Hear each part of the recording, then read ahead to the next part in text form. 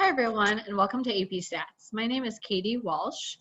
Today I'm just going to tell you a little bit about myself, the course, and kind of how we're adjusting for remote learning. So getting started, this was just a warm-up I gave for students the very first day and just kind of asking about their summer highlights. But one thing I want to point out, so if you look at the very bottom of the screen, there's a little pair with a sign and it says students write your response. So this is an add-on for Google Slides that I've been using called Pear Deck. It's a interactive kind of slide add-on. So basically throughout the slide presentation that I use each day, I can ask students questions. It could be a numeric answer. They could have to write their response. It could be a poll. And then I can also kind of share responses anonymously. And I can pick and choose which responses I share, and we can kind of talk about that.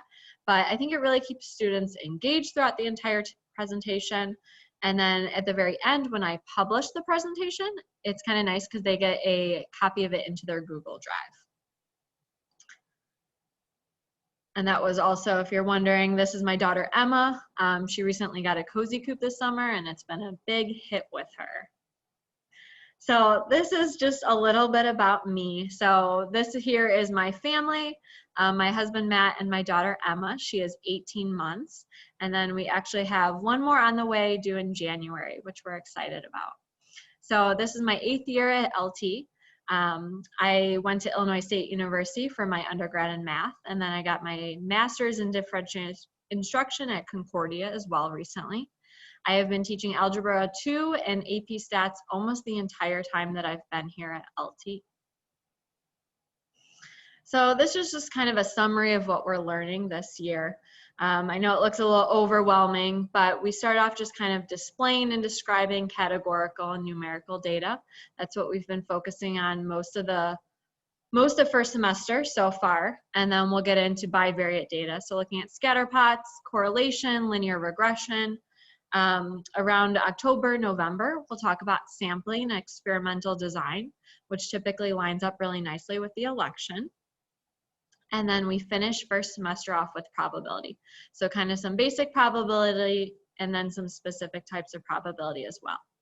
And then second semester, we spend the majority of the semester on inferential statistics, which is hypothesis testing. So if you're looking at one small sample, how does that compare to the population? Does it make us question what we believed about the population?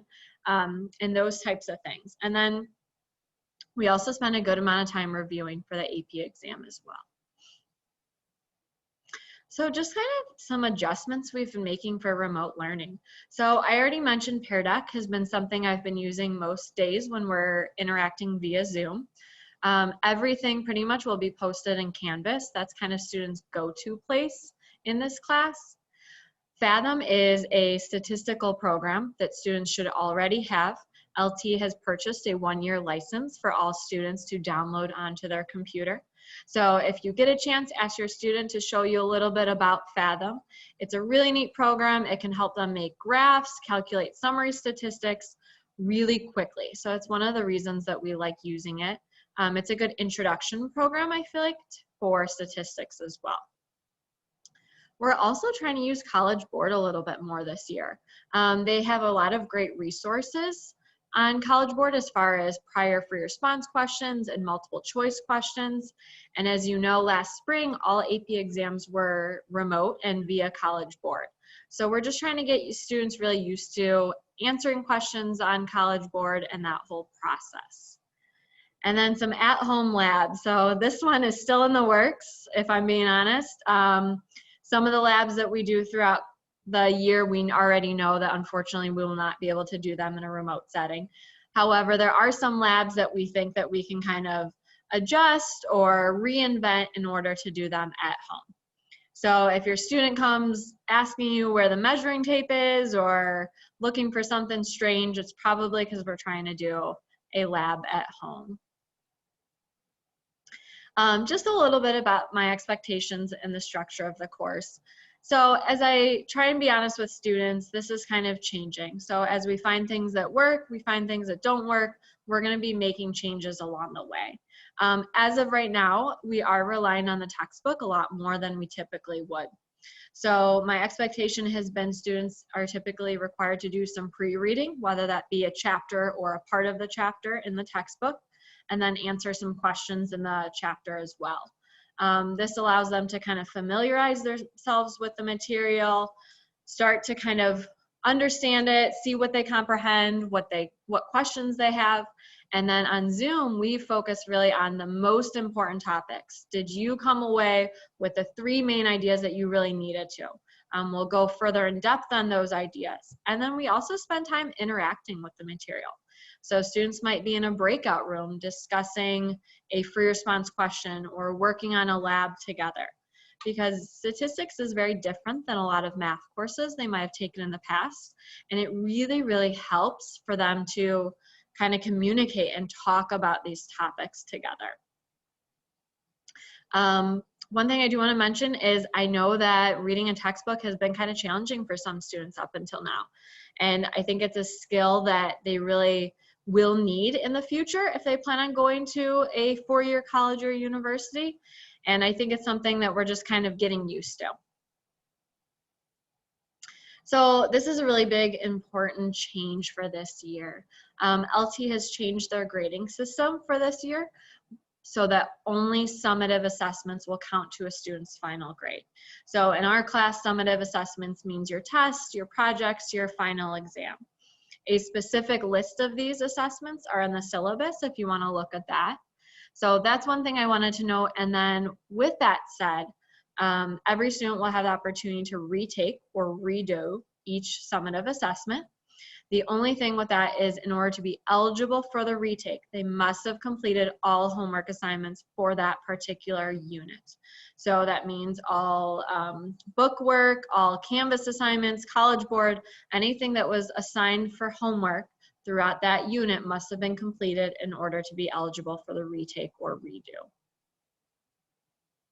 So as I mentioned, Canvas is going to be kind of the go-to spot. So this is where students should first look to see what are we doing in class that day, what was for homework. If they're looking for additional resources, they're going to most likely be found on Canvas.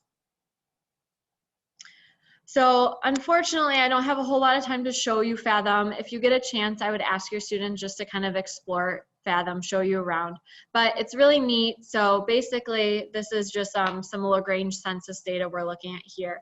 Students can just kind of with a drag and drop create a graph, maybe a histogram of income or a bar chart of marital status.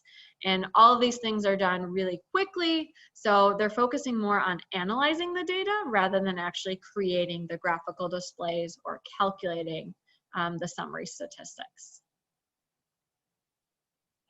And then lastly, just how can you reach me? So the best way to reach me obviously right now is through email. So my email is kwalsh@lths.net. As far as meeting with students, so I'm almost always available in the morning during Vita Plena time from 7:45 to 8:45, and then again after school from 2:50 to 3:15. I'm also off third, fourth, and eighth period and available by appointments during that time. And I would just kind of mention quick questions, just kind of little things. I didn't know what was for homework. Can you clarify this? Are best done through email. But anything where your student is kind of having a hard time understanding a concept or even doing something in Fathom, it really does help to meet via Zoom so that either your student or I can share screens and we can see what each other's looking at. That's one thing I miss a lot being remote, is just being able to really see the students' work on a consistent basis. So if you have any further questions or comments, please do not hesitate to email me, and I look forward to speaking with you at a later date. Goodbye.